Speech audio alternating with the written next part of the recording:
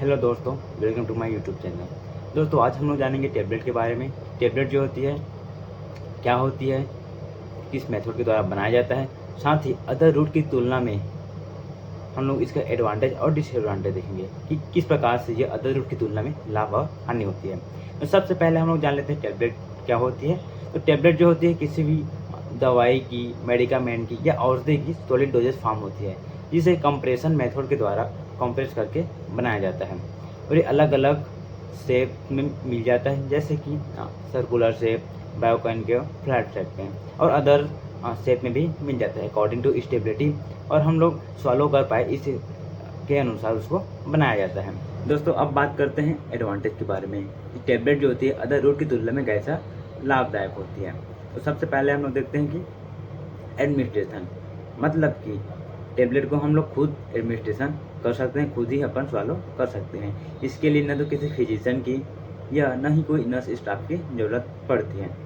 Second देखते हैं accuracy, मतलब कि कोई भी टैबलेट या हम कैप्सूल जब लेते हैं तो उसकी जो एमजी होती है, मतलब कि उसकी जो ये समझ लेते हैं कि जो क्वांटिटी होती है वो एक निश्चित होती है, ना तो उसको हम लोग कम या ज़्यादा नहीं कर सकते हैं। तो इसकी जो एक्यूरेसी होती है वो एक निश्चित होती है। वही बात करें अपन सिरप या पाउडर की, अगर सिरप या पाउडर में थोड़ा सा कम ज़्यादा अगर ले लेते हैं तो उसकी क्वांटिटी जो है बदल जाती है। थर्ड देखते हैं कि बीटा टेस्ट, जैसे कि कोई भी मेडिकामेंट की जो टेस्ट बीटर होती है तो उसमें जब टेबलेट बनाया जाता है तो उसके ऊपर कोटिंग कर दिया जाता है, जिसके कारण से कि जो बीटर जो टेस्ट होती है वो मास्क हो जाती है। मतलब कि उस बीटा टेस्ट को कवर कर दिया जाता है कोई भी स्वीटनिंग या फिर फ्लेवरिंग एजेंट के साथ, जो उस मेडिकामेंट के साथ रिएक्ट ना करे, उस मेडिकामेंट के साथ इनर्ट हो। तो ये होती है उसके, ये भी एक एडवांटेज होती है। थर्ड देते हैं स्टेबिलिटी, मतलब कि जो टैबलेट की वेट जो होती है इतनी लाइट होती है, साथ ही उसका पैकेजिंग ऐसा हुआ होता है, उसकी जो हार्डनेस भी होती है वह स्ट्रांग होती है, जिसके कारण से अगर वो ड्यूरिंग हैंडलिंग अगर एक स्थान से दूसरे स्थान ले जा रहे हैं तो अगर गिर भी जाती है तो वह नहीं टूटती है। तो इससे बोल सकते हैं कि एक स्टेबल होती है। और साथ ही जैसे कि अगर टैबलेट की मैन्युफैक्चरिंग किया जाता है तो उसकी पैकेजिंग में और उसके मैन्युफैक्चरिंग में अगर हम लोग बात करें पेरेंटल या सस्पेंशन, तो इसकी तुलना में इसकी जो एक्सपेंस होती है, खर्चा बहुत कम होता है, जिसके कारण से हमें टैबलेट जो है की जो रेट है वो अगर अदर पेरेंटल या फिर सस्पेंशन की तुलना में कम देखने को मिल जाता है। तो ये भी इसका एक एडवांटेज है। अब देखते हैं एक्सपायरी, मतलब कि जो टैबलेट की जो मॉइस्चर कंटेन करने की जो कैपेसिटी होती है वो अदर रूट की तुलना में बहुत लंबा होता है, जिसके कारण से टैबलेट में बहुत लॉन्ग एक्सपायरी देखने को मिल जाता है।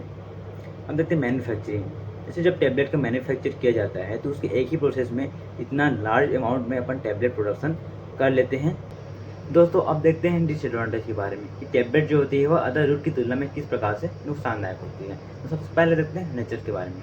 तो कुछ मेडिकामेंट की जो नेचर होती है वह एमॉर्फस होती है या फिर उसकी डेंसिटी होती है बहुत ही लो होती है, जिसके कारण से उसे टैबलेट फॉर्म में कन्वर्ट नहीं किया जा सकता। सेकंड देखते हैं वेटिंग क्षमता। तो कुछ टैबलेट की जो वेटिंग क्षमता होती है, मतलब कि गीला होने के साथ पानी के साथ मिक्स होने की जो क्षमता होती है बहुत ही कम होती है, जिसके कारण से उसे टैबलेट फॉर्म में कन्वर्ट ही नहीं किया जा सकता। थर्ड देखते हैं डिसोल्यूशन रेट। तो कुछ मेडिकामेंट की जो डिसोल्यूशन, मतलब कि घुलने की जो क्षमता होती है बहुत ही स्लो होती है, जिसके कारण से अगर कोई भी टैबलेट को डिसेंटीग्रेट होने में ही बहुत समय लग जाए तो कब वो एक्शन करेगा। तो ऐसे मेडिकामेंट को, इस नेचर के मेडिकामेंट को टैबलेट फॉर्म में कन्वर्ट नहीं किया जा सकता। साथ ही देखते हैं जो कि कुछ मेडिकामेंट की जो टेस्ट होती है वह बहुत ही बिटर होती है, जिस कारण से उसके ऊपर स्पेशल टाइप का कोटिंग किया जाता है, और इस स्पेशल टाइप की कोटिंग के कारण उसकी जो कॉस्ट होती है वह बहुत ही ज़्यादा बढ़ जाता है। तो ये भी एक डिसएडवांटेज है भाई कि उस टैबलेट की जो कॉस्ट है वो बढ़ जा रहा है। हम देते हैं इमरजेंसी या अनकॉन्शियस पेशेंट को अपन टैबलेट नहीं दे सकते, क्योंकि अगर इमरजेंसी रहा तो अगर उस हम लोग टैबलेट दे भी दिए तो वह टैबलेट पहले तो डिसेंटीग्रेट होगा, डिसेंटीग्रेट होने के बाद रिजोल्यूशन होगा, उसके बाद से फिर ब्लड में एब्जॉर्प्शन होने के बाद से एक्शन हो करेगा, तो वो बहुत ही समय हो जाएगा।